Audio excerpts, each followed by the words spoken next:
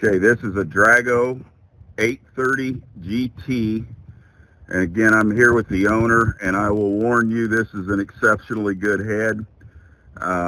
Not real high acres, so we're going to let him tell you a little bit about this head. The reason they're selling this head, everybody always wants to know if there's something wrong with it. This thing is absolutely perfect.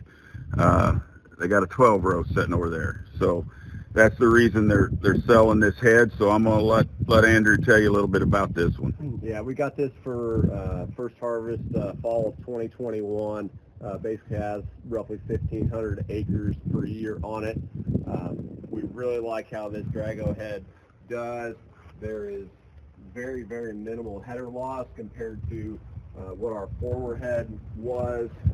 It's got the rose tints there you can see on that snout, and then it's got stock stompers all the way on the backside.